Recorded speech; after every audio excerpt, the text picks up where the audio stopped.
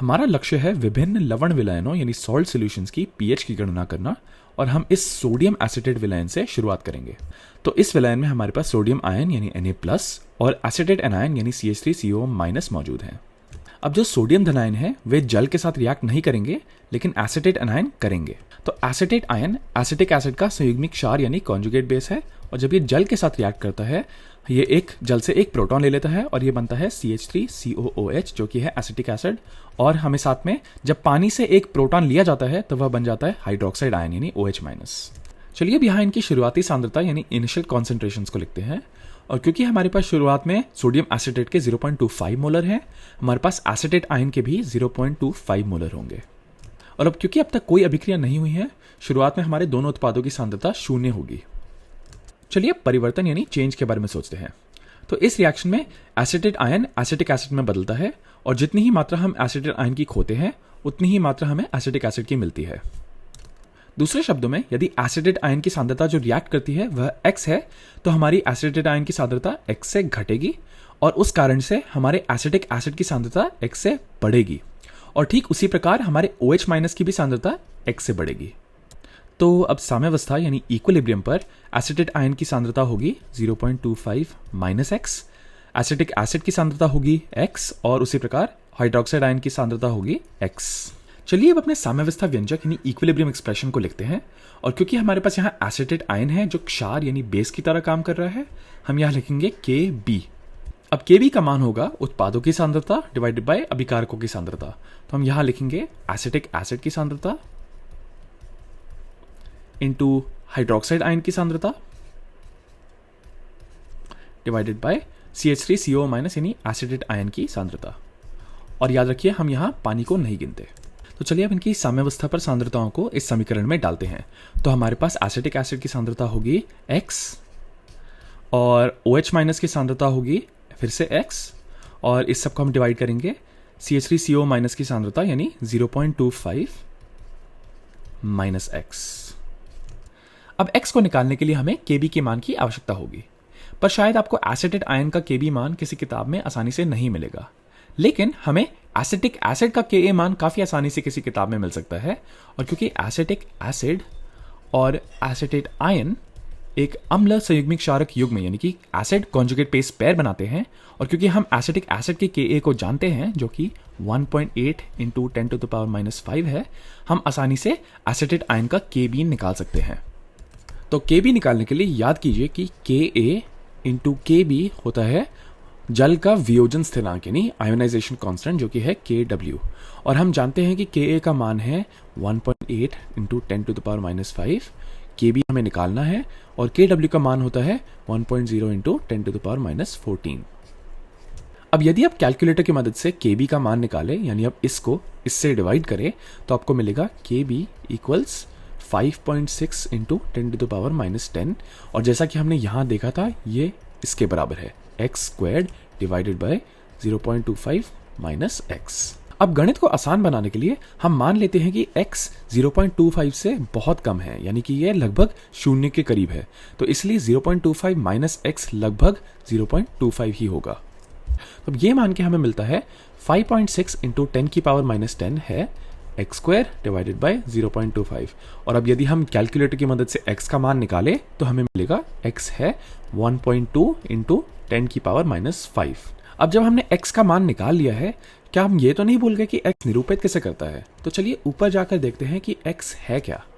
तो हम देख सकते हैं x हमारे OH- की सांद्रता को निरूपित करता है, तो ये हमारा मोलर में होगा, तो हम यहाँ m लिख देते हैं और ये है हमारे हाइड्रोक्साइड आयनों की सांद्रता यानी कॉन्सेंट्रेशन। अब हमारे प्रश्न के मुताबिक हमें pH निकालना है, लेकिन यहाँ हमारे पास केवल OH- की सांद्रता है।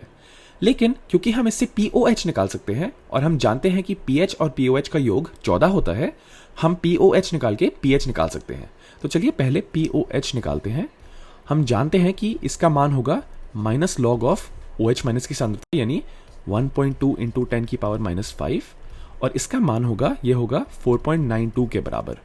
अब अंत में हमें pH निकालना है, तो हम इस समीकरण का उपयोग कर सकते हैं।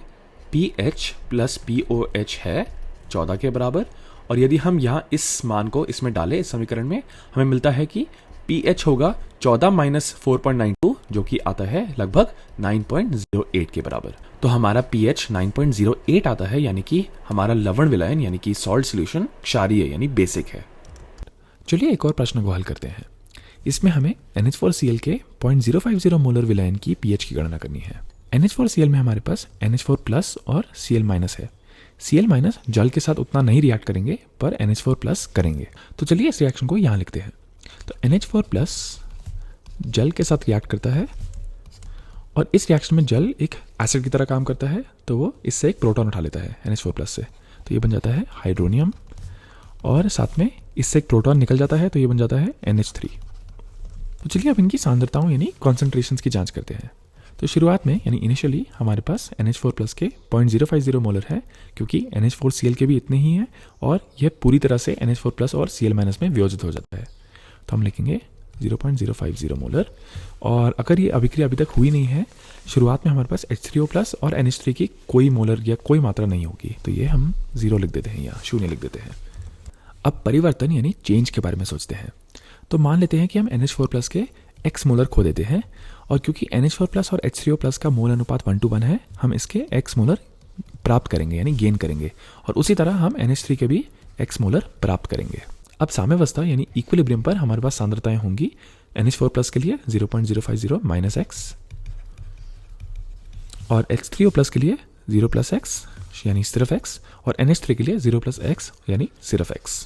अब इस अभिक्रिया में हमारा NH4 प्लस अम्ल यानी एसिड की तरह काम कर रहा है, तो हम यहाँ अम्ल वियोजन स्थिरांक यानी एसिड डिसोसिएशन कांस्टेंट Ka लिखेंगे। तो Ka होगा H3O प्लस की सांद्रता